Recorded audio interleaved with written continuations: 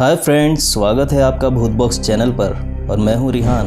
हम में से कई लोग दुनिया में ऐसे हैं जो लेफ़्ट हैंड का इस्तेमाल करते हैं। और तो और हमारे बचपन से हमारे माँ बाप हमें इस बात के लिए डांटा भी करते थे कि बाएं हाथ इस्तेमाल करने वाले बुरे बच्चे होते हैं। उनका कहना होता है कि बाएं हाथ से काम करना शुभ नहीं होता। कई बार तो इसी दबाव में आकर बच्चे बायां हाथ ज़्यादा सक्रिय होने के बाद भी दाएं हाथ से काम करने को मजबूर होते हैं। हालांकि हम समय समय पर लेफ़्ट हैंडर्स की सफलता की कहानियां सुनते आए हैं, लेकिन कई गलत कहानियां भी इस बारे में हमें परेशान करती रहती हैं। असल में लेफ़्ट हैंडर या राइट हैंडर होने पर बहुत कम लिखा या पढ़ा जाता है। बहुत कम लोगों को पता होगा कि इसके पीछे मेडिकल साइंस भी है। विशेषज्ञों का कहना है कि यह शरीर की आम प्रक्रिया है जो कि जेनेटिक, लर्निंग थ्योरी और मस्तिष्क की बनावट के साथ दूसरे कुछ कारणों से होती है। कोई लेफ़्ट हैंडर क्यों होता है? क्या ये सामान्य होने से अलग है? आज हम इस वीडियो में आपको इसी के बारे में बताएंगे, तो वीडियो को लास्ट तक जरूर देखना। इस दुनिया में करीब 87% लोग राइट हैंडर होते हैं, वहीं 10% लोग लेफ्ट हैंडर और बाकी 3% के दोनों हाथ अलग अलग काम के लिए सक्रिय होते हैं। जो दोनों हाथ से सक्रिय होते हैं उन्हें क्रॉस वायर्ड कहा जाता है। इस मसले पर मुख्य रूप से 3 थ्योरी पर विशेषज्ञों ने चर्चा की। पहली थ्योरी मस्तिष्क की संरचना पर बेस्ड है, जबकि दूसरी और तीसरी थ्योरी जेनेटिक, सामाजिक और लर्निंग प्रोसेस से है। मेडिकल विशेषज्ञ इसे कोई बीमारी या मेडिकल स्पेशलिटी से नहीं जोड़ते। उनके अनुसार यह सामान्य प्रक्रिया है। जिस तरह से कोई राइट हैंड से काम करता है उसी तरह कोई लेफ्ट हैंड से। हाँ, यह अलग बात है कि लेफ्ट हैंड को ज़्यादा सक्रिय रखने वाले संख्या में बहुत कम है। Genetic theory. इभास अस्पताल के मनोचिकित्सक डॉक्टर ओम प्रकाश का कहना है कि इसके पीछे जेनेटिक कारण प्रमुख तौर पर समझ में आता है। कुछ स्टडीज़ में यह बात साबित हुई है कि किसी का राइट हैंडर होना या लेफ्ट हैंडर होना माँ के गर्भ में ही निर्धारित हो जाता है। उसे अपने पेरेंट्स से एक खास तरह का जीन विरासत में मिल जाता है। इसे लेफ्ट हैंडर जीन कहते हैं। हालांकि इस जीन के पीछे क्या कारण है, इस पर अभी भी रिसर्च किया जा रहा है। दूसरा प्रमुख कारण है लर्निंग और सामाजिक माहौल। इसमें कुछ बच्चे सीखने की प्रक्रिया में ही किसी एक का इस्तेमाल ज़्यादा करते हैं। बहुत से बच्चे दाएं हाथ से काम करने लगते हैं। धीरे धीरे उनका यही हाथ ज़्यादा सक्रिय हो जाता है। इसमें एक उदाहरण यह भी है कि बच्चा अपने किसी पसंदीदा शख्स को देखकर बाएं हाथ का इस्तेमाल करना शुरू कर सकता है। जैसे हमारे भारत के क्रिकेटर्स ब्रायन लारा या युवराज सिंह लेफ्ट हैंडर बल्लेबाज हैं।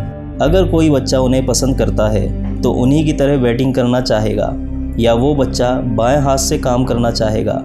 ऐसा करते करते वह बाएं हाथ से काम करने का आदी हो जाता है। यही बात सोशल इशू वाली थ्योरी पर लागू होती है। कभी कभी इसका एक और पहलू सामने आता है। मसलन बच्चा बाएं हाथ का इस्तेमाल करता है और घर वाले उसे दाएं हाथ से काम करने को कहते हैं। ऐसी परिस्थिति में सोशल प्रेशर में वह दोनों हाथ का इस्तेमाल करता है। ऐसे लोग अलग अलग काम अलग अलग हाथ से करने लगते हैं। सचिन तेंदुलकर दाएं हाथ से बल्लेबाजी करते हैं और लिखने का काम बाएं हाथ से। General physician doctor Anil Bansal इसके पीछे ब्रेन थ्योरी को भी प्रमुख कारण मानते हैं। देश विदेश में हुई स्टडी का हवाला देते हुए उन्होंने बताया कि मस्तिष्क 2 भागों में बटा होता है, बायां और दायां। मेडिकल जगत में यह साफ है कि बायां भाग शरीर के सीधे तरफ यानी दाएं ओर के हिस्से को संचालित करता है और बायां भाग बाएं ओर के हिस्से को।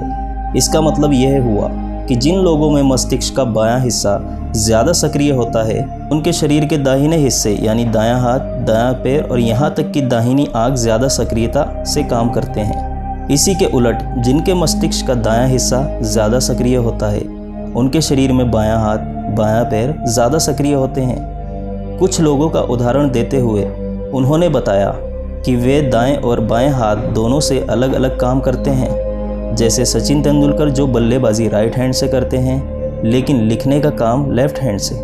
ऐसे लोगों के मस्तिष्क में दोनों हिस्से सक्रिय होते हैं। कहने का मतलब ये है कि हमारी सामाजिकता नहीं, हमारे दिमाग की व्यक्तिगत कार्य प्रणाली तय करती है कि कोई व्यक्ति राइट हैंडर होगा या लेफ्ट हैंडर या फिर क्रॉस वायर्ड। ऐसे में अपने बनाए कायदे थोपने और बच्चों को तरीका बदलने पर मजबूर करने पर बच्चे का दिमाग उलझन में पड़ सकता है। जर्नल ऑफ ट्रॉमेटिक स्ट्रेस में प्रकाशित शोध के अनुसार बाएं हाथ से काम करने वाले लोगों के मस्तिष्क का दाहिना भाग अधिक सक्रिय होता है, इसलिए वे अधिक डरते हैं। शोधकर्ता कैरोलिन के अनुसार बाएं हाथ से काम करने वाले लोग डर के प्रति अधिक सक्रिय होते हैं, इसलिए उन्हें पोस्ट ट्रॉमेटिक स्ट्रेस डिसऑर्डर यानी कि PTSD की आशंका अधिक होती है। बाएं हाथ से काम करने वाले लोग जिनके दिमाग का दाहिना भाग अधिक सक्रिय होता है, जिस वजह से वे अधिक रचनात्मक और तार्किक होते हैं। शोधकर्ताओं ने अपने शोध के आधार पर पाया कि संगीत और गणित जैसे विषयों में उनका मन अधिक लगता है और वे इन क्षेत्रों में अपेक्षाकृत अधिक अच्छा प्रदर्शन देते हैं।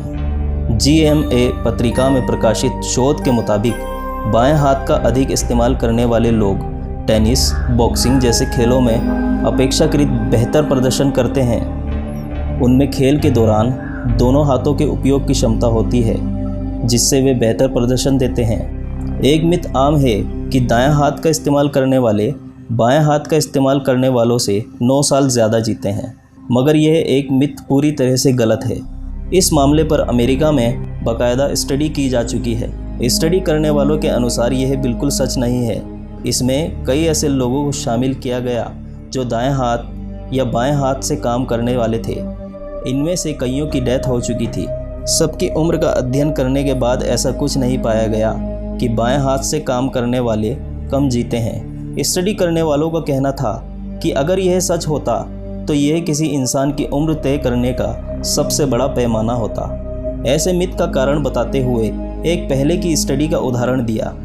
पूर्व स्टडी में भी कुछ मृत लोगों की सूची बनाई गई, जिसमें लेफ्ट हैंडर्स की औसत उम्र 9 साल कम थी।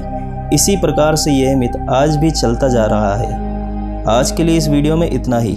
नीचे कमेंट बॉक्स में हमें ज़रूर बताएं कि आप में से कितने लोग लेफ्ट हैंडर हैं, और साथ ही इस वीडियो को लाइक, शेयर और इस चैनल को सब्सक्राइब ज़रूर करें। मैं मिलता हूँ ऐसी एक नई वीडियो में, तब तक के लिए गुड बाय।